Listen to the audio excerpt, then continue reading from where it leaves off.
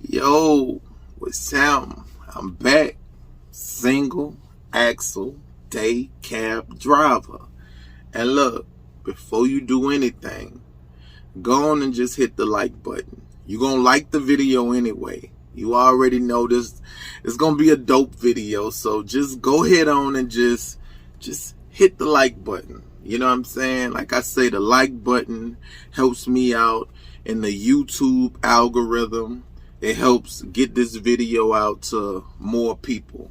And we want everybody to see these videos because these videos could help anybody, whether you big or small, just starting out, or you've been in the game forever. I still feel like I got something in these videos that could help you out just a little bit. So look, y'all, where do I start? This has been a crazy week. My single axle Daycab, it's been giving me problems, y'all. Not major problems, but it's been giving me problems. You know what I'm saying? Like I say, luckily, it's not costing me thousands of dollars or nothing like that to fix. You know what I'm saying? But 100 here, 100 there. And like always, I'ma always let y'all know what's going on. So, if y'all find yourself running into these same problems, you already have an answer to it. You know what I'm saying? One thing I want to tell y'all to do, and this is something that I've never done since I've been driving trucks. It's something that I should have been doing, but I've never had my own truck. You know what I'm saying? So sometimes when you have other people's truck, you're a little laid back, not worried about this, not worried about that. But when you got your own truck, man, you got to be on top of everything. And one thing I've never done since I've been driving trucks is draining the air tanks. I've never drained an air tank before. And when you don't drain your air tanks, those air tanks start to accumulate water. Water starts to build up in those tanks. And I'm going to put a video in here of me draining my air tanks.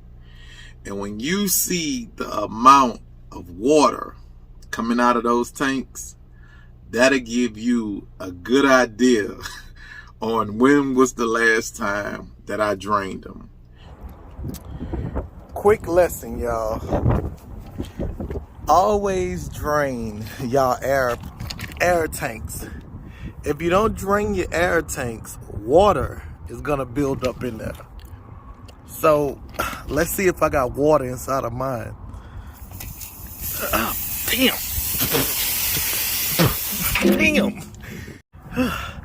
Let's try again. Hold up.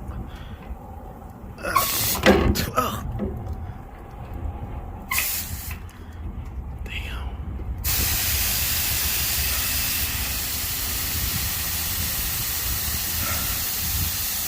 Of course, y'all know something had to happen to make me do this.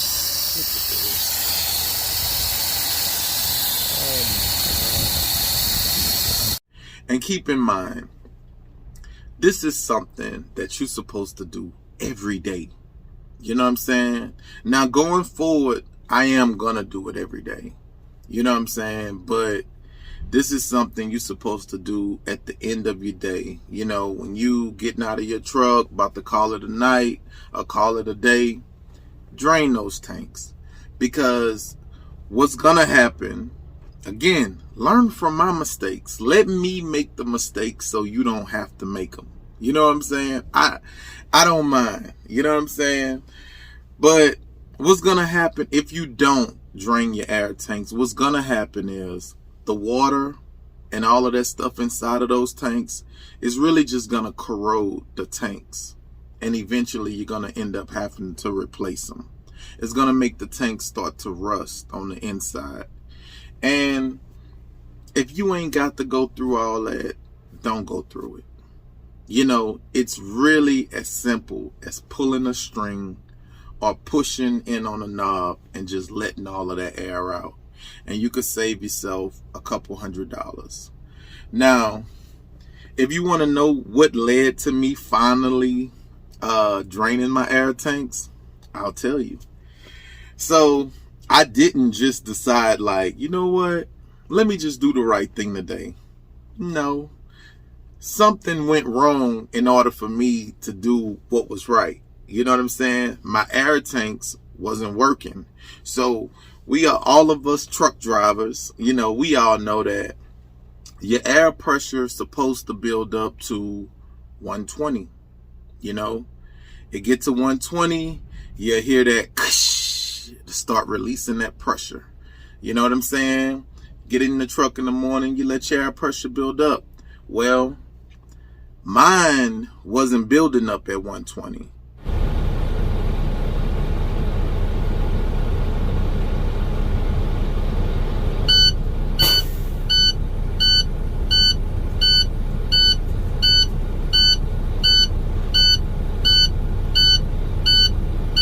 My air pressure was actually going beyond 120, actually beyond 150. It would actually go beyond 150. And I don't know how most of y'all trucks are, but I'm going to put a picture of like my dashboard. But in my truck, 150 is the max or whatever.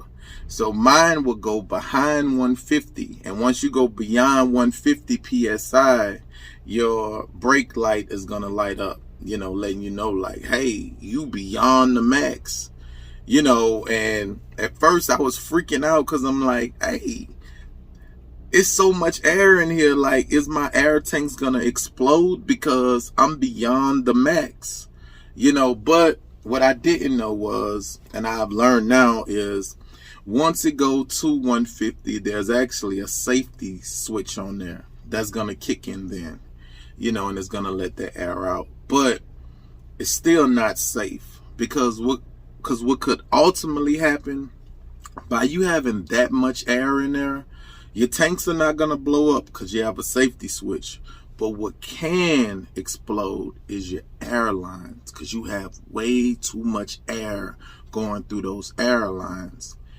You going down the road, all of that air pressure, bust one of those air lines, you can't stop the truck, you can't slow down, you end up hitting somebody.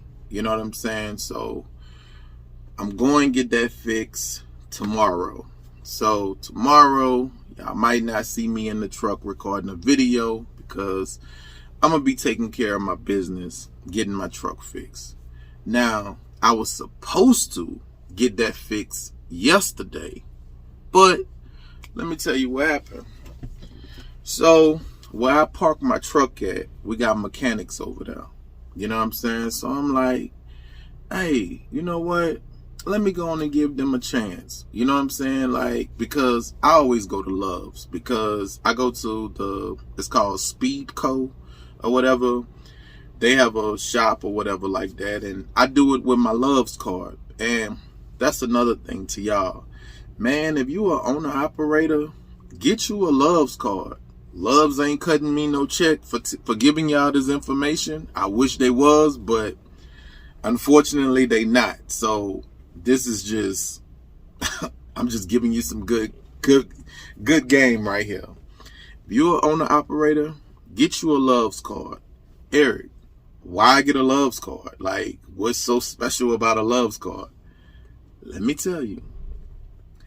When you get you a Love's card, a Love's credit card, not just the Love's fuel card, but the Love's credit card, you have, if you get any type of like maintenance work done, any type of tires, anything, you have 30 days to pay.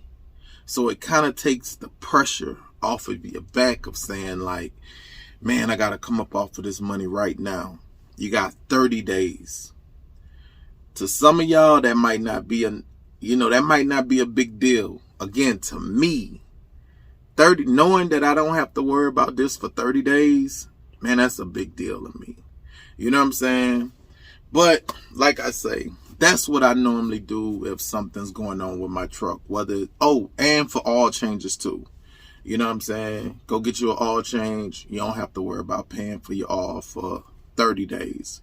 And like I say, to me, if I don't have to pay today and I got 30 days, hey, that'll give me time. I could put 150 here, 150 there, 100 here, 100 there.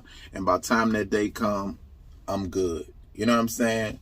But like I say, with this here situation, I was like, you know what? Since I'm here and this mechanic's here, I probably could get a better deal here. You know what I'm saying? Even though I'm going to have to pay right now, I probably could get a better deal. So what I do, I go walk over there. Whoa, what's up, y'all? You know how y'all doing? Look, say, man, I got this issue with my truck. You know what I'm saying? My gauge is going like back and forth. It's going crazy or whatever. Like, what you think? Let me tell y'all something. Don't ignore red flags. When you see the red flags, don't ignore them. Run. Run away when you see red flags. Let me tell you the first red flag that should have made me just run away, right?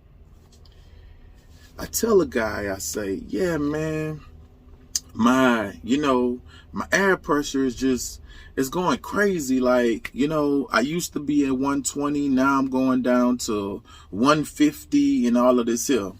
Now, I'm not a mechanic, but I know that something's wrong with my governor.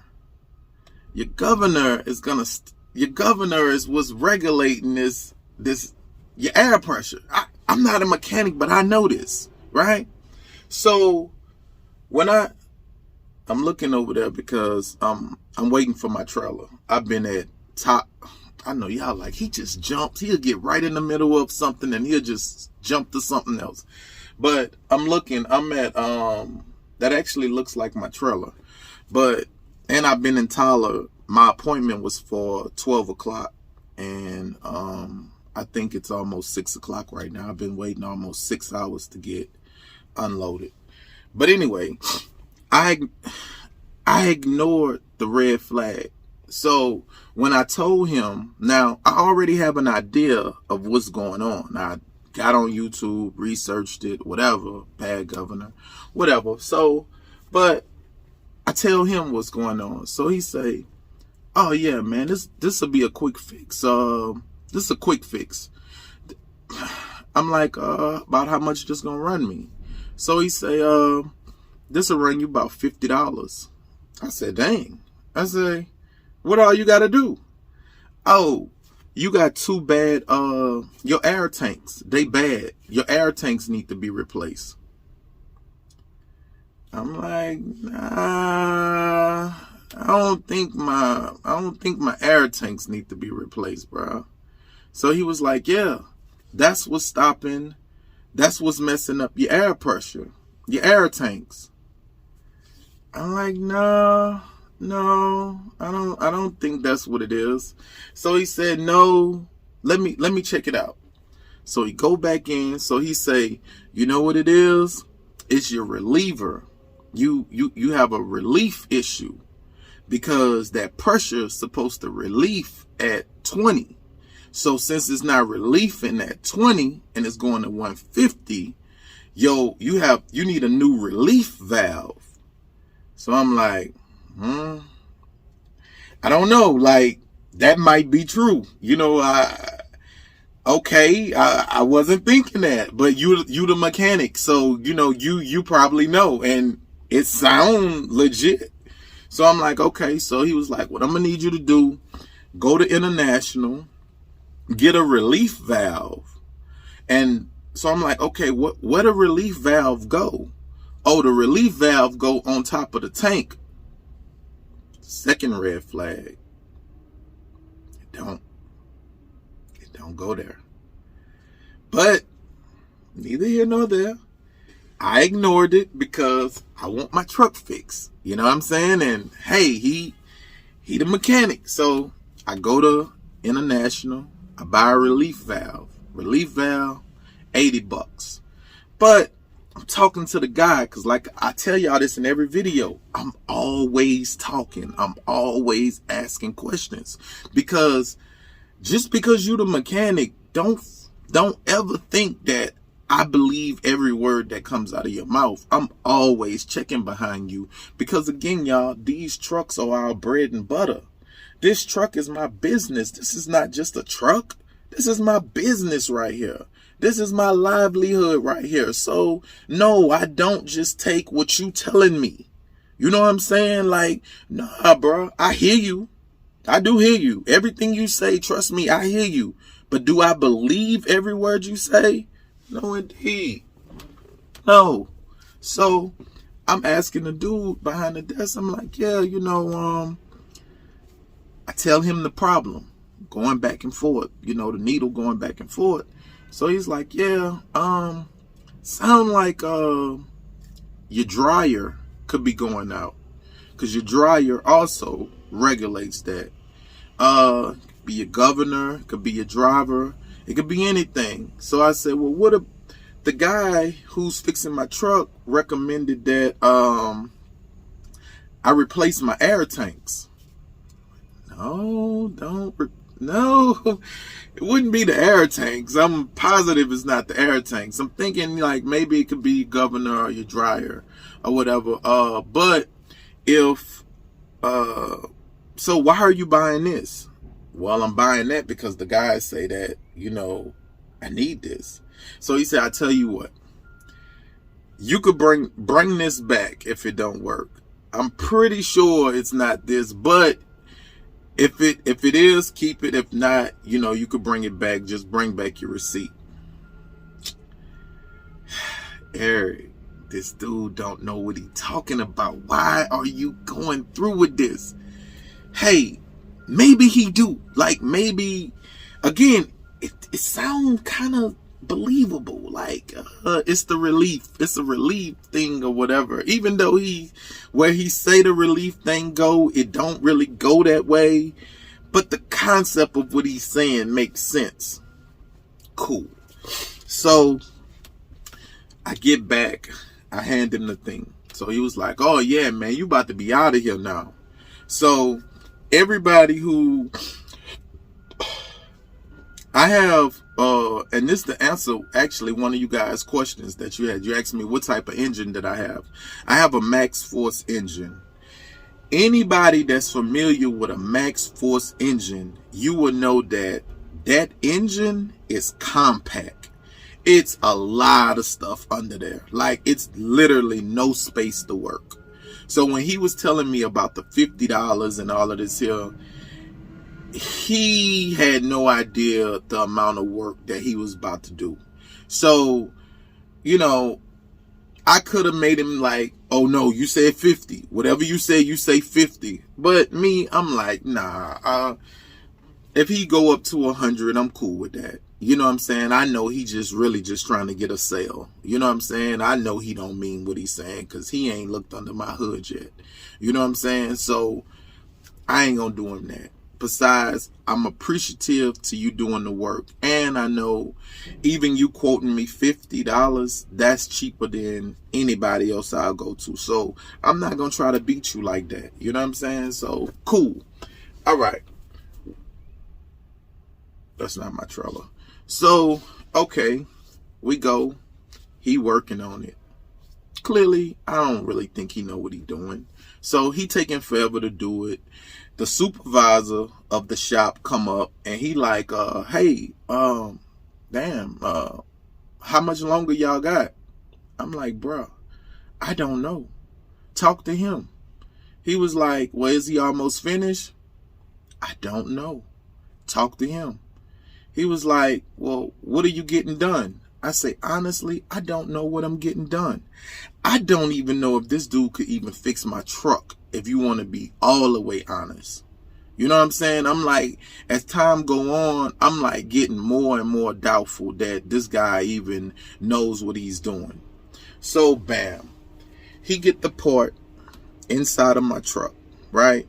So I said, Hey man, I'm like, I'm done. It's cool. It's working. It's fixed. He said, I don't know yet. We're gonna have to I got it in, but it's gonna be $375. I say $375. I say, how we go from $50 to $375?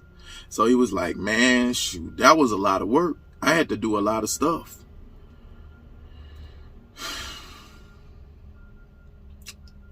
All right, bro. All right. Cool. My truck straight though? Well, I don't know yet. We got to cut it.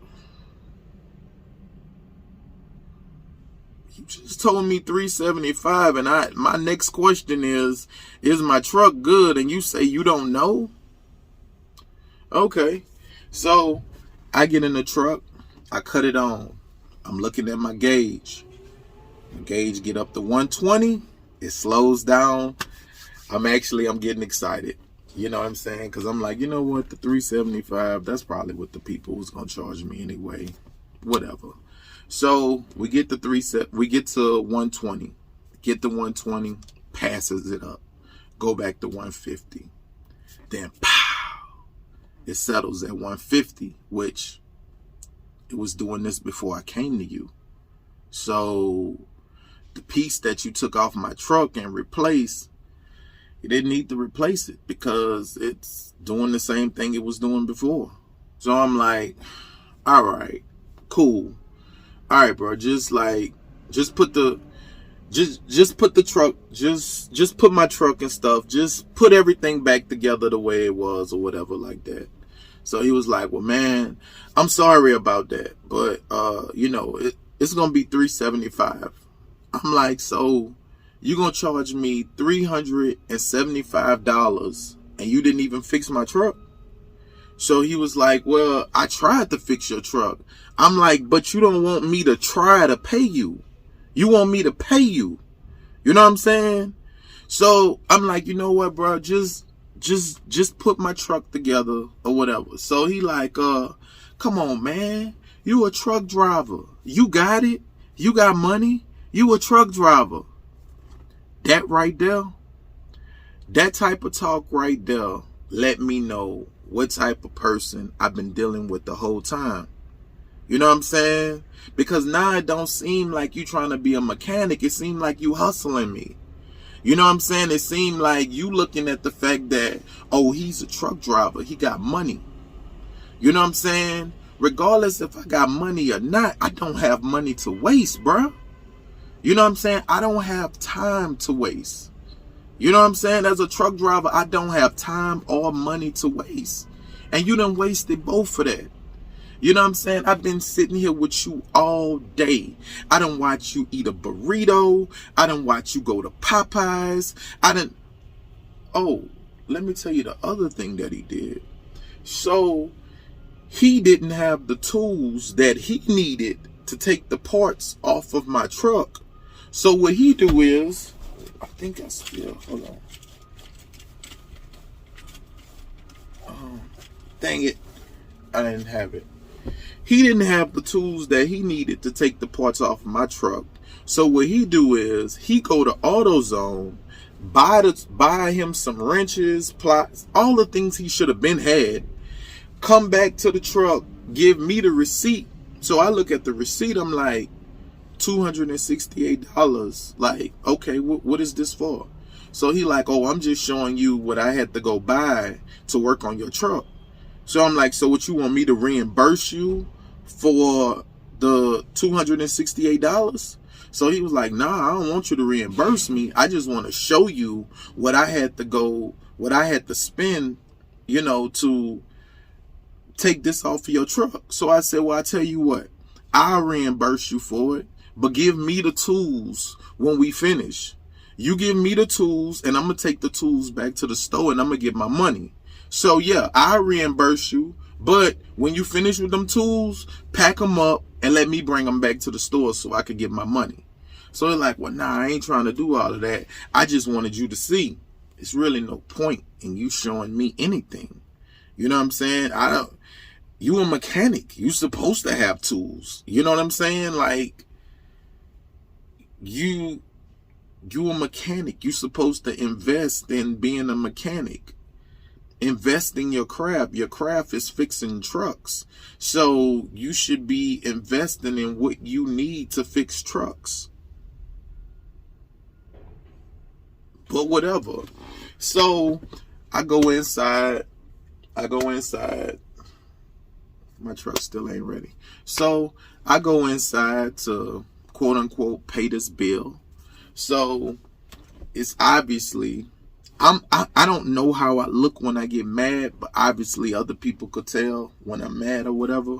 So I go inside. So I'm just talking to them. So they like, well, man, like, is it fixed? I'm like, no, it's not fixed.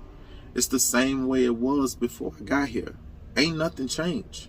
You know what I'm saying? Now I'm expected to pay $375 for nothing. Like, nothing was done. My truck is in the same position it was when I got here. You know what I'm saying? Only thing I done today was waste time and watch somebody eat. That's it.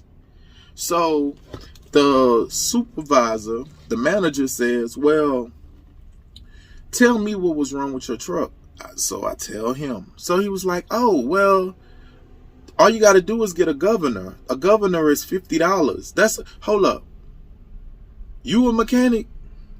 No, you the manager. So how is it that the manager who's not a mechanic know what's wrong with my truck, and the person that's out there fixing on my truck don't even know what's wrong with my truck? Like, everything you saying, so I'm like, I'm not disagreeing with what you're saying. Everything you're saying, I believe it to be true, but why your mechanic don't know that? Your mechanic should know that. Well, maybe he went the wrong. You're going to charge me $375 for something that didn't get done. You know what needs to be done to my truck. Your mechanic should have known that too. And then, man, you got to think like, man, if I would have took my truck to a real shop, they wasn't going to stop until they fixed it. If they thought it was something that it wasn't and realized that it wasn't that, they would have just went to something else. You don't start fixing somebody's truck and say, dang, oh, you know what? Next time, when you bring it back tomorrow, I'm going to get it right. So what I paid you for today. So I'm going to pay you $375 today, and then you're going to tell me to come back tomorrow and you're going to fix it for real this time? Nah. So shout out to the owner, though. Shout out to him. He said, bro, I'm not going to charge you.